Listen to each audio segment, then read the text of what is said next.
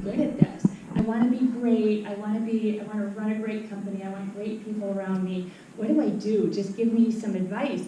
And he said, you know what? He said, here's my best advice. You don't ever have to be the smartest person in the room. That's good. And he said, but what you bring to the table every day, work harder than everybody else there. And bring your emotional best self that you have, and you're going to be a million miles away ahead from everybody else in that room. I'm like, what's my emotional self? And he said, who you are, like how you connect with people, your ability to read other people and understand how they feel about things, and bringing out the best of other people in doing. And I'm like, oh, I can do that. So off I go in my career, and that's what I've gotten to do. So today I want to talk about developing EQ in our leaders, because I think I've had an opportunity to do that from what I learned from my dad, and I get now to share that with other people. So that's a big topic, I know, developing EQ in our leaders. So I broke it down into 3 sections. I want to talk about first making connections. Second, I want to talk about putting personal and professional development in the hands of our team members and away from ourselves as managers and leaders and coaches. And the third is really training leaders in EQ, because I believe it can be trained. So lots of big topics. Let me start with making connections. So I worked most of my career in financial services. So worked downtown financial district in Chicago, big investment bank, dressed up every day, wore nice shoes, all fancy stuff, had good hair, actually did my makeup every day, all good. So off I go, doing this career. Well, I had a shift several years ago that I was not able to work in the financial services anymore. So I went to work in a manufacturing company. So I turned in my great heels for some steel-toed boots, and a hard hat, my PPE, looked great with my stuff on. So off I go. So I'm in this new role in the manufacturing world. All right, never been in a manufacturing environment ever in my entire life. And part of my onboarding, so about 3 months where I'm actually just rotating around the company, and I am in the truck, in a semi-truck, which actually was so much fun, in the semi-truck with one of our drivers. And it maybe is about my 45th day. And the driver says, oh, I'm glad you're here today, Leslie, because I need you to know that I lost the bet. And I said, well, what bet are you talking about? I don't know what the bet is. And he said, well, how long you last? I'm like, what are you talking about? There's a bet on how long I'm going to last at this company? He's like, yeah, bankers never work here. You know, you're not going to be able to adjust to this, and there's a bet on you. I lost it. I thought it'd be faster. You've actually, well, I showed him. So I lasted a lot longer than they thought. But instead of you lost a bet, don't you think it would have been cool if this was us?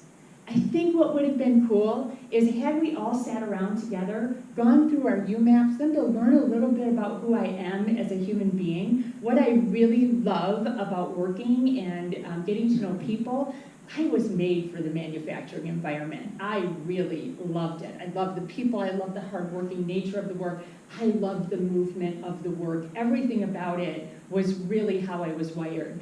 And I think had they gotten to know me a little bit earlier through what they could learn about me from my UMAP, I don't think they would have put bets on how long I would have stayed there, not how long I was going to be able to last. So that's my first topic that I wanted to cover, is just making those connections and making sure that we bring people into our organizations in a very heartfelt way, that we connect with them personally to just put it together. Okay, so that's my first topic. I'd like to move on and talk a little bit about how we put people first through their personal and professional development in their own hands, not in mine. Now, for any traditionalist HR people in here, you may not love this conversation, because what we're taught is that we're the manager and I give performance reviews to my employees and I put them on disciplinary action or corrective action and I make the hiring decisions. And I'm suggesting that our better world is to flip that. All right, so I think it looks more like this. Let them drive. So as an example, we had a situation in an organization that I worked that we had these green forms, and on the form, at the very top of the form, it said disciplinary action in huge big caps, and then it had these check boxes that you checked. And I remember thinking to myself, why don't we just write at the top of that, you suck? because I think that's a better message. It was just a horrible way. So worked with a collaborative team of people where we flipped that performance review process, that PIP, the performance improvement plan. We flipped it to be driven by the employee or by the team member. And if I was having issues with with a team member at work, I had the opportunity to engage with that employee, that team member, and ask them to think about their behaviors at work, think about their performance at work, help me to understand what they needed to be more successful in their role, what tools, resources, my time, some other person's time to help train them differently. They bring forward the improvement plan. They bring forward their development plan. It's their job, it's not mine. My role is to facilitate their greatness. It's not my role to tell them what they're not doing well. So I suggest that when we put performance, development, professional growth in the hands of our team members, we're going to rise up our organization in a very, very different way. So my third topic looks like this, all right? The third topic that I wanted to talk with you about is how do we develop EQ in our leaders? And I've had a lot of conversations with leaders over the years where I've talked with them and said, you know, you just got to step it up a little bit on this right brain stuff, okay? You're good on that left brain, but the right brain's not working as well as what it needs to. And I think we can work through this. And like, you know, no, I'm hardwired this way. This is all I know. Like, you don't have to be great at this. I just need you to be able to toggle. Okay, go back and forth. Sometimes people need a little bit of a hug. And if you're not willing to give that to them, you're going to miss part of that in your team members. So two people come to mind when I think about how they toggle back and forth. One individual was in a training session with a colleague of mine that's in the room, and we're talking about this stuff, and you know, she comes up after, yeah, no, I just can't do that. I'm not huggy, I'm not lovey, I don't want to talk with people about that stuff, I'm not mindful of other people. She said, I have a really great idea.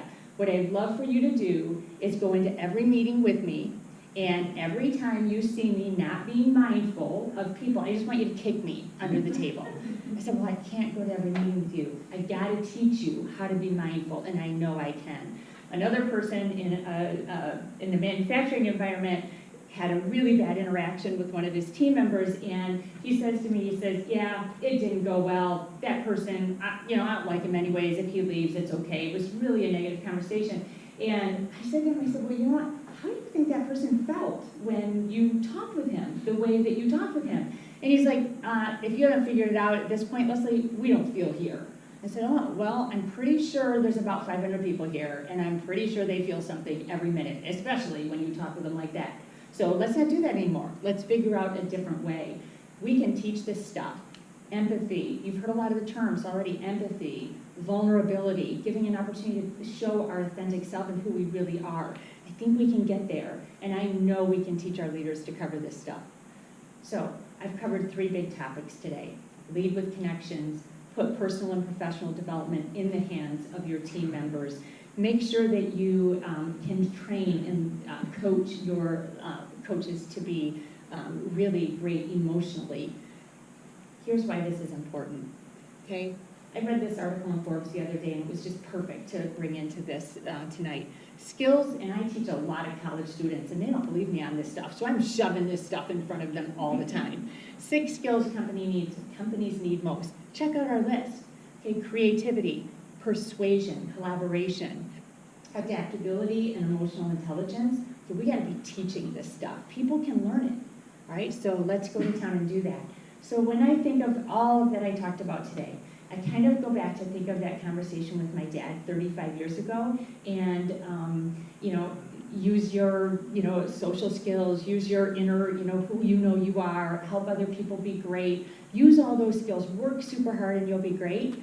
And what I think about sometimes is, I wonder if my dad's up there and says, I'm really proud of my girl.